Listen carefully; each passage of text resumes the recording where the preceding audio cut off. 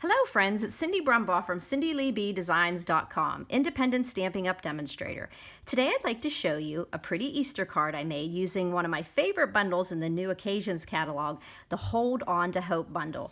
So this card looks like just a pretty Easter card, but when you open it up, you're surprised with another fold. So it has a neat little folding technique that I'm going to show you. So to make this card, I used a soft color palette of the neutrals Whisper White and Crumb Cake, but then I used a softer green that we have in our Subtles collection called Pear Pizzazz. So we're going to be using Pear Pizzazz ink along with Pear Pizzazz cardstock and our Crumb Cake ink and our Crumb Cake cardstock. So this stamp set, Hold On to Hope, that comes bundled with the Cross of Hope framelit dies, is bundled at a 10% discount in the catalog, and you're going to get a lot of sentiments in here. Hold on to hope, God is love, I've made you, I will carry you, sustain you, and rescue you. Wonderful sentiments for encouragement, for sympathy, but it also has a great sentiment celebrating one of God's most remarkable creations, you, that can be used for all of life's great celebrations, from your birthday to a wedding to a bridal shower to a graduation, baptism. Anything that you can think of celebrating, you can use this sentiment for. However, the one sentiment I wish they had in here was a happy Easter. God is love says it all. Perfect for Easter, but I wanted a smaller sentiment to fit on my cross on this card, so I found that sentiment in the Sweet Little Something, that photorealistic stuffed bunny that's in the Occasions catalog. It has a happy Easter sentiment, and we're going to be using that on this card. So to make this card, you're going to be using a card base of Pear Pizzazz, and this is going to be 8.5 by 5.5. So you just take a regular 8.5 by 11, cut it in half at 5.5, and that leaves you with 8.5 by 5.5. And then you're going to score it at 4.25, and then that gives you a portrait one that opens on the right side.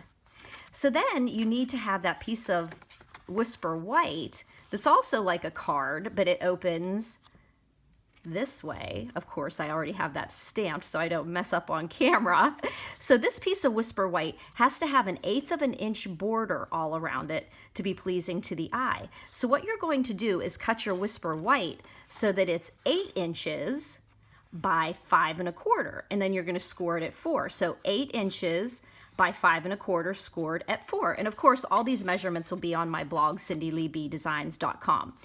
So to make this card, you're going to need another piece of Whisper White, and this piece of Whisper White goes on the front, and that's the panel that is here, and we embossed that panel with the Pinewood Planks Dynamic Embossing Folder. That's one of the thick ones that gives a really deep emboss to it. So we're going to be using the Pinewood Planks to emboss this front panel. It gives a really nice texture in the wood of the cross, so we're going to be using that.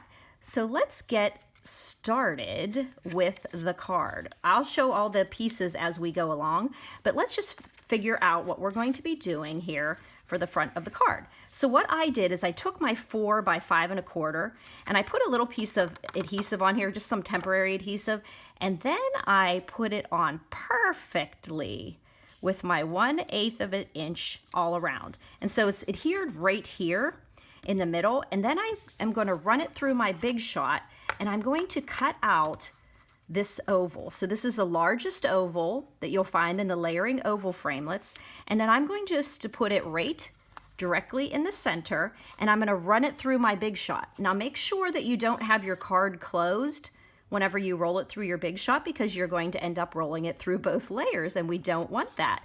So just put it this way and roll it through your Big Shot, and then you're going to end up with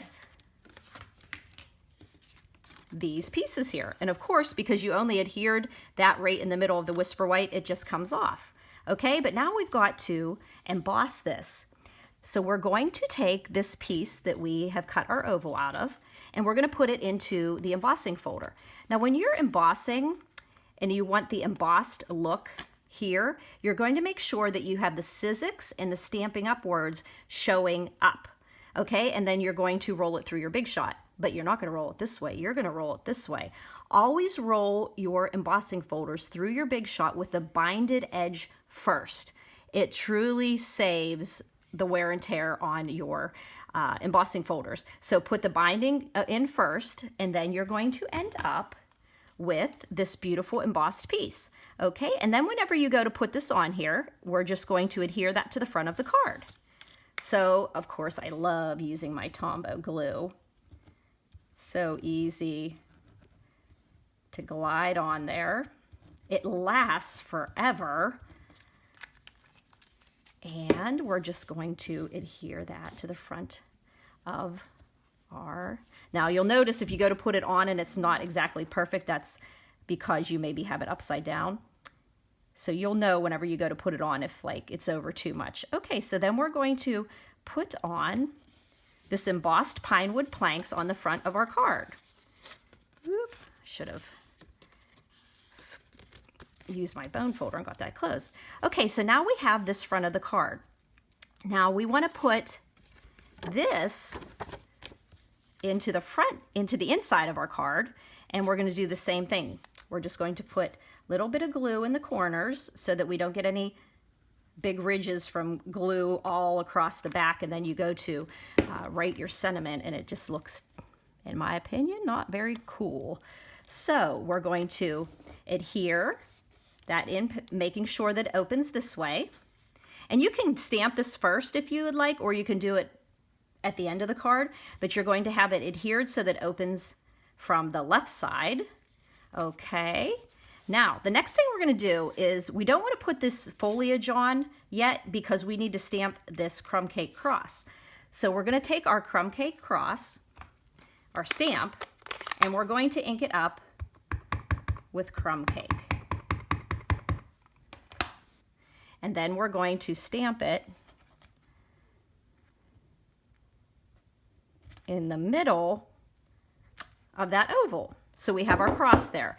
Now we're going to put a die cut across this, and so we're going to use this pretty detailed cross that's found in the Crosses of Hope framelits. Now to do that, we're going to cut a piece of crumb cake to 2.5 by 3. So 2.5 by 3 is going to give you enough room to do that. But we're going to do a little trick, because when you think about this, all the little details on here, now I'll use Tombow a lot to adhere that down onto there, but a really easy way is using our adhesive sheets. So we're going to take these adhesive sheets. This is always fun to do. However, when I cut these, it was very easy to peel off. So what we're going to do is put our crumb cake down. These adhesive sheets are double-sided. So you can see this is a sticky side. We're going to put it down onto our crumb cake and adhere it. Now, once we pull off this piece, this is going to be sticky. So what we're going to do is turn this over. We've got our adhesive here, and we're going to take, now this is kind of backwards, okay. So what you're going to do is take your cross, and you're going to put it on the crumb cake side. Do not put your cross on this adhesive side, okay? You're not putting it on this adhesive side, this shiny side from the adhesive. You're going to put your cross onto the crumb cake like that. And as you can see, this is what I did on this one, and then I pulled it out. And just be very careful to run it through a few times so that you can see all of the pieces are etched in there very nicely. Then you'll just take your paper piercer and have a lot of patience and take out all these little doodads here, because it actually has not only the crumb cake layer, but it's going through the adhesive and the backing on the adhesive. So we're just going to take all of these little pieces and pop them out using our paper piercer. I found in my big classes that if I put even some really heavy-duty push pins, that we can use those also to be popping out stuff. So we're going to get all these little pieces out of here. And like I said, it is a little bit tedious. And get all these little pieces out here.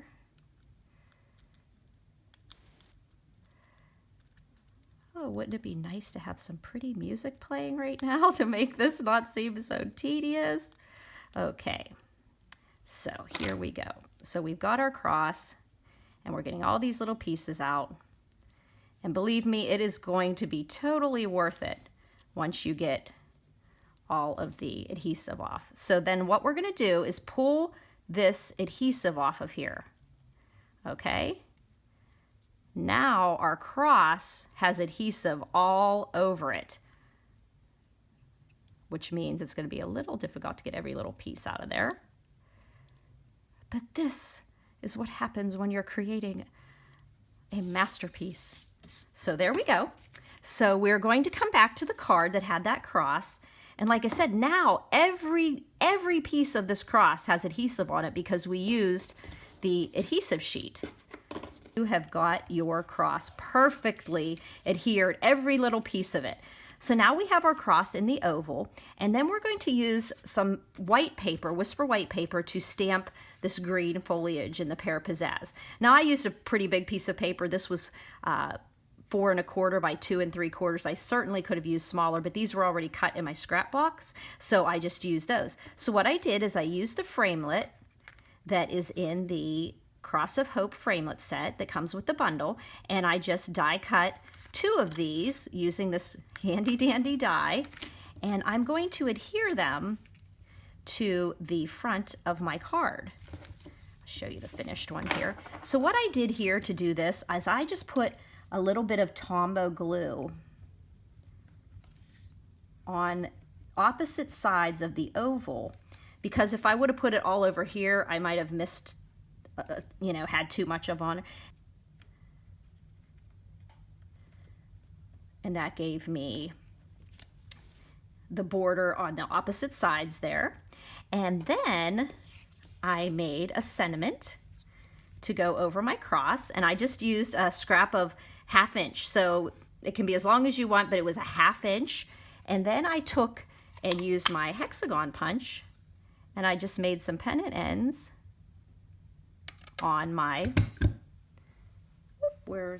use my hexagon punch on the other side as well. And I made 2 little pennants. And I'm going to be covering up this, and I put 1 on each side of my pennant. Ooh, this is a messy card today. So we're going to take the sentiment and take our backings of our dimensionals off and just throw some little pearls. And